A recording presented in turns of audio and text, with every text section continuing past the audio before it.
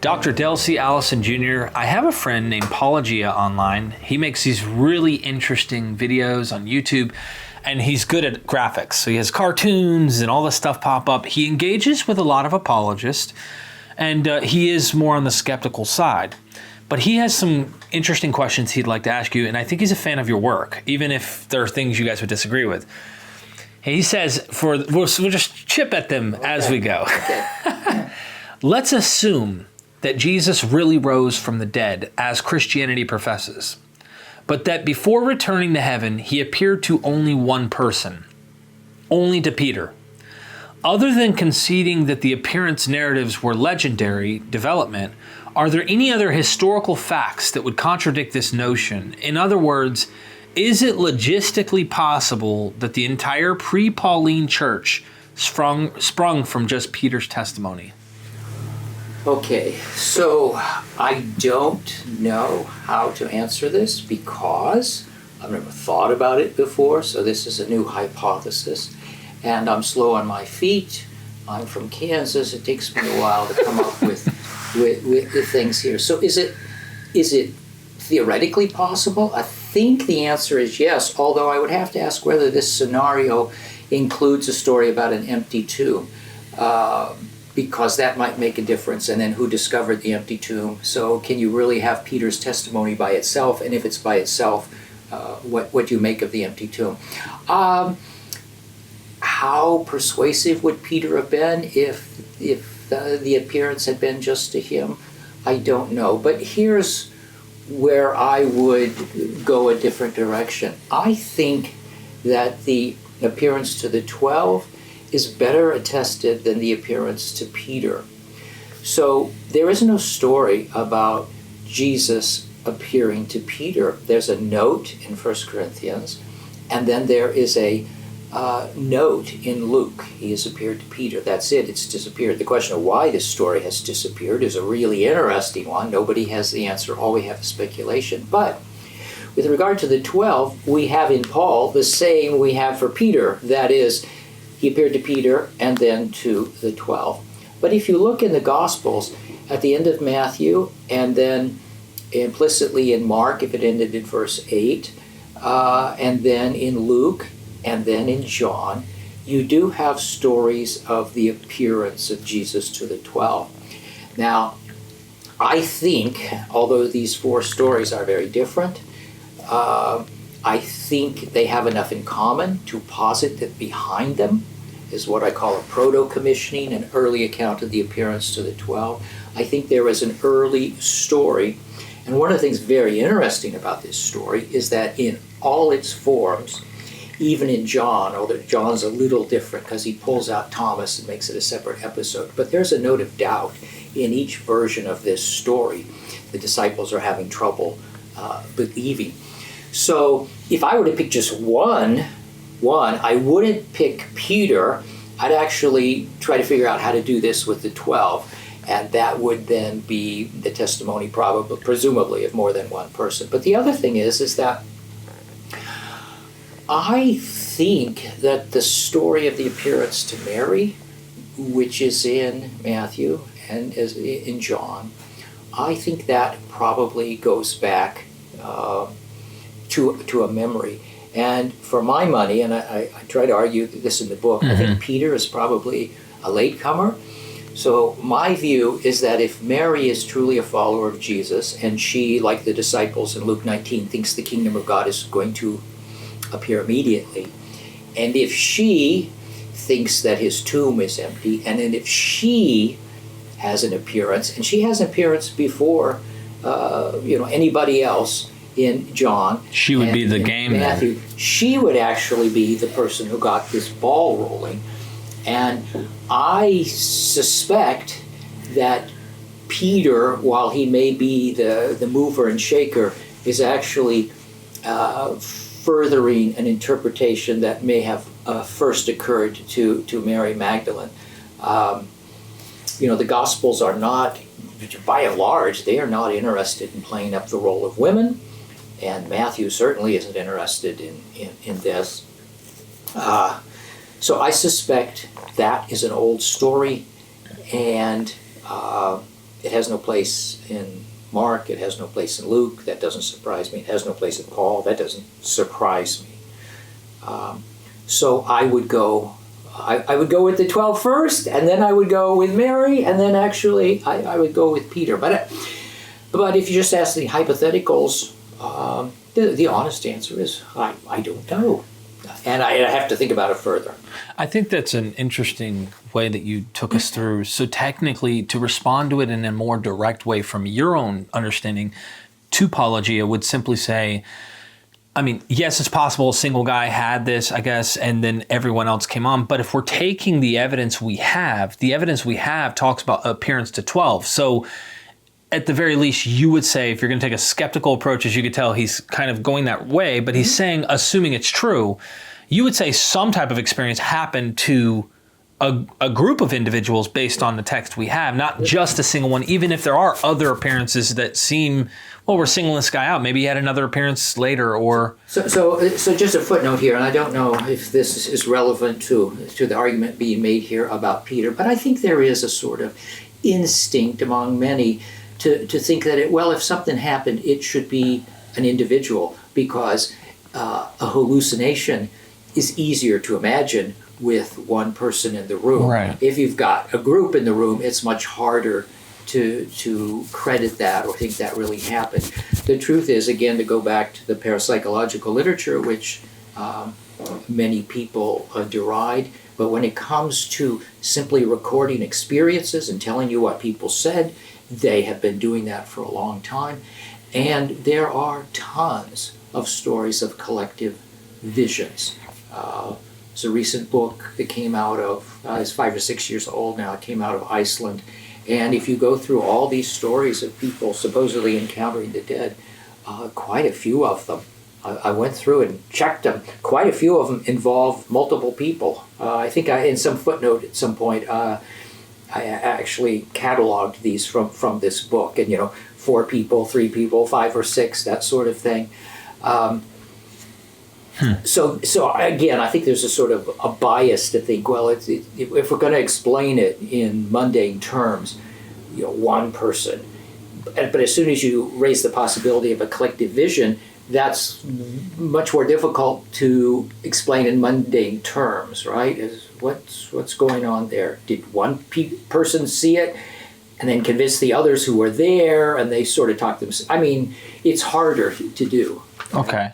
Suppose, hypothetical, suppose Mary isn't a historical memory and only speculation. Mm-hmm. So let's just say, well, why does Mary pop up in Mark and Matthew? Well, narrative reason, suppose. And Paul literally leaving her out, we could argue androcentric or androgenic like you talk about in the text, or we could say, well, this is part of his narrative. He has his narrative. One might go, well, that seems really ridiculous, especially as an embarrassment, so to speak. But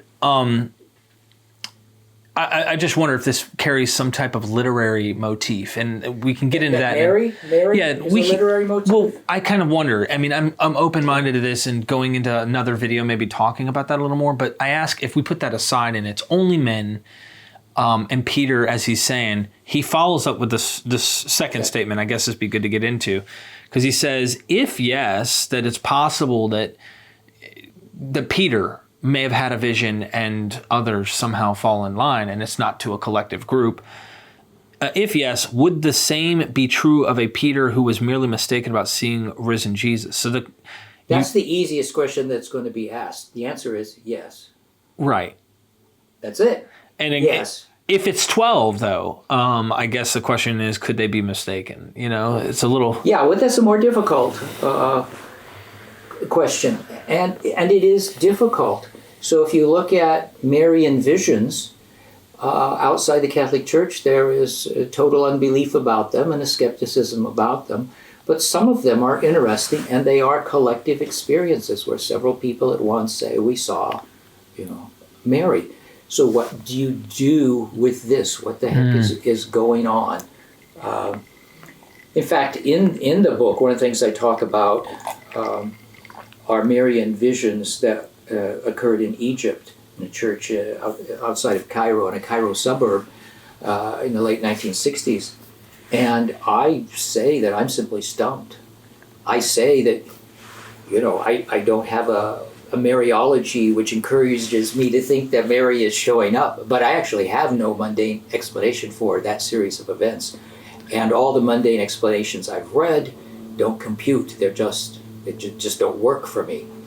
So, isn't it true too? The church also recognizes that they don't accept some of these as actually true. Oh yeah. So the Roman Catholic Church does not, by any means, welcome all these Marian visions. They know that people can psych themselves up into seeing things that are not there. People can be carried away and so on. So the church hierarchy is actually pretty resistant to new stories of Mary appearing. And I guess, and a final note before we get into his other questions, that I find are very interesting in this vein of thinking of the resurrection. It literally went in my head and just left my head too as I was explaining this. Maybe it wasn't meant to be asked. Okay. Yeah, I was thinking of his whole position here and trying to understand what is going on, but I literally lost it. Let me look at his next one and maybe it'll come to mind. So we're talking about the Greek word. Do we want to get into that here? Well, I don't have a whole lot to say. One of the things that I did with I can read it if you want. With the verb is I simply looked at the dictionaries. I didn't pull up my TLG, which is my complete electronic concordance to every Greek text written up until the fall of Constantinople, and go through and look at all the instances. So, can I read it though for our audience because they don't know? Sure. Yeah, the Greek word Tafe, I hope I'm saying that right. Yeah. In 1 Corinthians 15:4 is used in non-biblical literature to refer to anything from a luxury stone-cut tomb to the lowest peasant ditch grave. Is there anything about this word that would exclude the Romans putting Jesus into a criminal's ditch grave?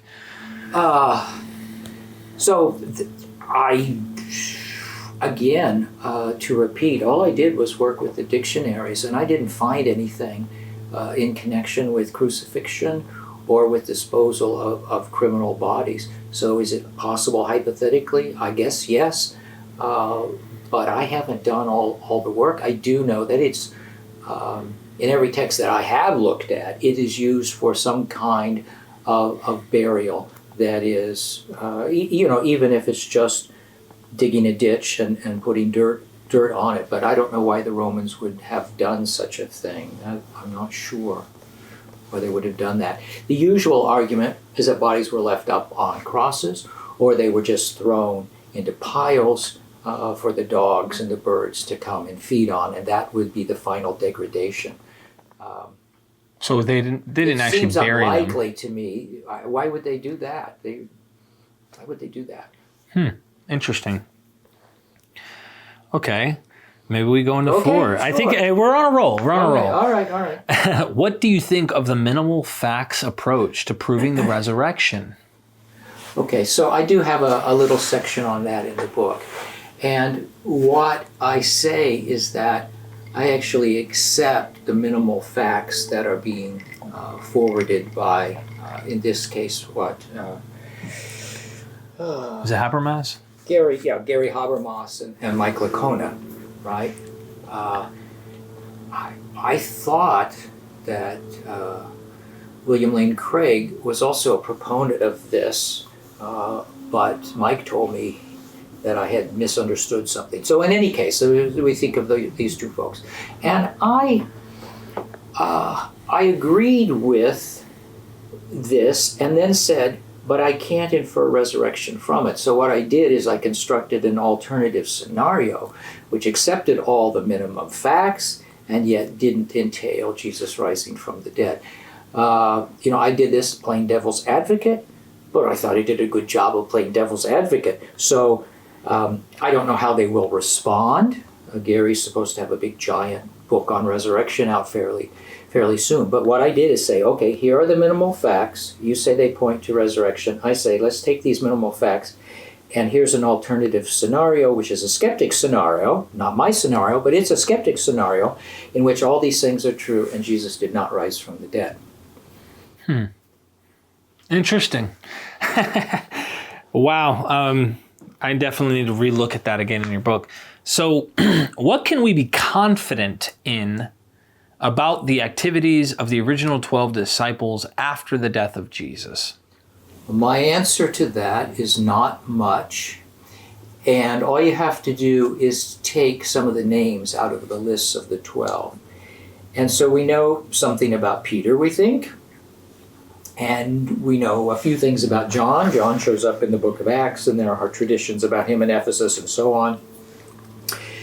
Then James, the son of Zebedee, there's the story of his martyrdom in the book of Acts. But then try to think beyond that. I mean, what happened to Matthew? The answer is we have only legends. Actually, years and years ago, I decided to look at early church traditions about Matthew. And what I discovered is that they were all different. In other words, there didn't seem to be any memory at all. People were just making things up. So, if Matthew didn't have anything to do with the first gospel, we don't know anything about him. Bartholomew, tell me all about Bartholomew. Well, nobody knows anything about Bartholomew. Thomas, well, there are traditions. Maybe he has a memory that, he goes off to India, but it's shrouded in legend and hagiography, and you can't do much. And as for the rest of them, Thaddeus, Tom, the answer is we don't know anything about these people. The way I think about it is what if a couple of these people, or three of them, at some point, after 2 years said, we're going to chuck it in now. We're not very good evangelists. We're going back to Galilee. I'm going to fish or be a carpenter, whatever. We wouldn't know anything about them.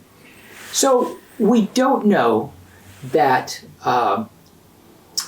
we don't know what happened to most of these people. We don't know how faithful they were. We don't know what their theologies were. Did they all agree, exactly with Peter? What we do know is that every single one of them in legend gets martyred. But as I've pointed out, this was just read out of Acts 1. Jesus says, "You will be my witnesses." The word for witnesses is also the word for martyr. And Jesus says, "You will be martyrs." And so, of course, church legend has them all being boiled in oil or their heads cut off or, whatever it is. And it doesn't mean there might be some memory in some of these legends, but I, for the life of me, can't figure out how to fish it out. I think Sean McDowell wrote about this as well. Yeah, he did. And that is actually a very good book in the sense that he's collected all these legends, right?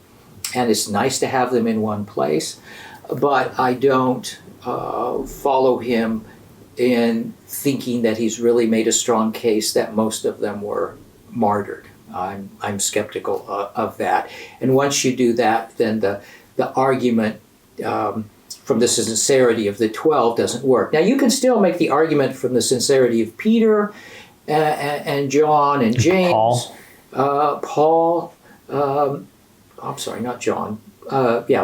James, the brother of Jesus, James of Zebedee, Peter, and Paul, because we know those four people were martyred. Unless you really go so far as to say what's written in Acts is also part of legend, but then again, that's a whole... So, Acts is like the Gospels. I've been toying with writing an article called What Acts Gets Right. And I think Acts gets lots of things right. And I think there are memories there. Acts is right. If you read it carefully, the early Christians thought the end was near. You can see that in the book of Acts. Yeah. You can see it in Acts 2 and 3. I think this was a charismatic movement with miracle workers. You can see that there. I think this was a movement that was scripture-based. I think you can see that. I mean, you can go on and see these general things that it is remembering. And if you go to the Acts of Thecla in the 2nd century and ask what it's getting right, I think the answer is a lot less. All right? I think Peter and Paul were leaders in the early church. They are leaders in the book of Acts. Even the fact that they had like kind of a communist community seems to be like an probably early... a memory. That's probably a memory. So despite the fact that there are legends in Acts, and again, everything's tailored to the author's agenda. He certainly wants to make people look like they get along better than they did. By the way, that makes his note that Paul and Mark had a falling out. It makes me think, well, maybe that's a memory there. I mean, why make that up? That they didn't get along with each other. They went huffing and puffing in different directions. So no matter who wrote Luke or what time exactly you date it, I think it gets a lot right. Interesting. Okay. So I think we've got one or two more, and this has been a fun conversation. What can we confidently say about the identities of the authors of the four Gospels? I mean, we know, and I'll say it like this, like we all know not all, I want people to kind of hear it from your own mouth, if you will, that we're not even sure Mark wrote Mark, Matthew wrote Matthew, Luke wrote Luke, and John wrote John. We don't know who the actual men were who wrote them. However, maybe you could tell us a little bit about who these authors were. Like what can we kind of intuitively learn from them by the writing, if that makes sense? Whoa, that's a huge question. You're right. Martin Hingel thought differently, but I haven't been convinced yet. He thought the titles were probably original to the Gospels. I think they're probably second century add-ons, which would explain, for example, why the title, according to Mark, occurs sometimes at the beginning, sometimes at the end in some of the documents. Anyway, I guess you're asking me for a sense of these people. Matthew, I think, is a learned Jewish Christian. I think that he knows Scripture very well. I suspect he could read Hebrew and maybe Aramaic. If I look at the text in the first Gospel, I see some evidence of what you would call non-Septuagintal readings. And it's possible that he just had alternative readings, but I suspect he knew Hebrew and maybe Aramaic.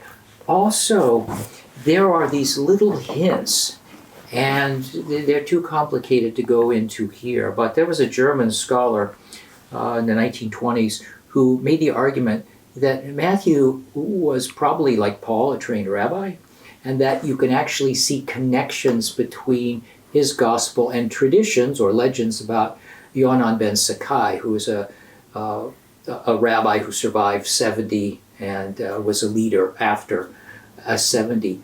And there really are a few things in Matthew that are strikingly rabbinic.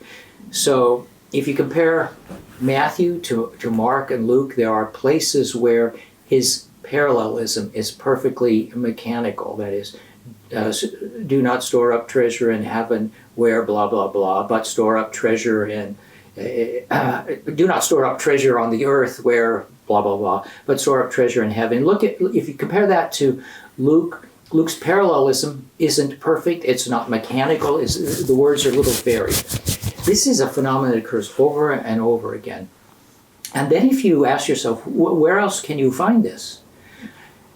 It's not Greek literature. You don't find it in Greek literature, but you actually find it in rabbinic texts, especially a text known as Mishnah Avot. The parallelism is just perfectly mechanical. You can have a sentence A followed by sentence B, and it just has not in front of it. I mean, that's really interesting. And I think there are enough hints like this, even some connections, as I said before, maybe to Yohanan ben Zakkai, to speculate, to wonder, to hypothesize whether this is somebody who has spent some time around rabbis, or had been like Paul, been a Pharisee or something before, and was a convert. Ulrich Lutz, in his commentary on Matthew, is open to this possibility and notes some of the parallels between Matthew and Yohanan ben Zakkai. So that's my sense of Matthew. It's very, very Jewish. I also think that he keeps the law. I think that he keeps kosher, and that if you compare him to Mark, he's much less radical when it comes to the law. Mark is the hardest one for me to get a finger on. The tradition that Mark was John Mark. The author was John Mark, who knew Peter. Unlike many of my colleagues, I think this is possibly true, but I don't know that it's true. So I don't know that it's false. Many of them know that it's false. I don't know that it's false. And if you look at Joel Marcus's commentary, the Anchor Bible commentary on Mark, he says after looking at all the evidence, I don't know what to say. I don't know if it's true. I don't know if it's false. Okay, so that's where I am. But if you don't accept that traditional authorship, then you don't know anything about the author. So all you can do is infer things from the text. And a couple of things that might be of interest. One, I think there are links between Mark and Paul. I think Mark is probably a Pauline text. It's within the Pauline sphere of influence, right? And it's more open to Gentiles and the Gentile mission than Matthew is. Luke is really interesting. And I can tell you this. I don't think John wrote John. I don't think Matthew wrote Matthew. And I just told you I don't know that Mark wrote Mark. But I'm a conservative here. So I agree with Adolf von Harnack and Josef Fitzmyer that the tradition about Luke is probably correct. Okay? Now that puts me with the apologists and the conservatives. But all I can do is follow the evidence. I am not interested in what company this puts me, right? Right. But I am sure that whoever the author of Acts was, he's an itinerant. He's familiar with all sorts of different places. One of the things the archaeologists discovered years ago is that whenever you go to a town in Acts and he refers to the authorities, the leaders, he gets their titles right. And if you think about how Luke and Acts are set up, all the people travel, all the heroes travel, right? So whatever this guy was, I'm sure he was an itinerant. I'm sure he's moving around the Mediterranean. He's comfortable. He's been in lots and lots of different places. John, I have no idea who wrote John, except that, again, I have a conservative opinion here. A lot of my colleagues think I'm really out to lunch here. But again, for reasons I can't go into here, I think the tradition that John of Zebedee wrote the fourth gospel is wrong, but I think he is the beloved disciple. So I think that there's a school or a group of disciples or some kind of group that revered him and has some traditions from him, but they have been very much rewritten. And there are some scholars today who are trying to revive the use of John as history. They are much more confident than I am. I think there are memories there, but I think there are fewer memories than are in the synoptics. So John, for me, is always the last thing to look at. It's always a supplement. It's not the first thing to go to. Thank you.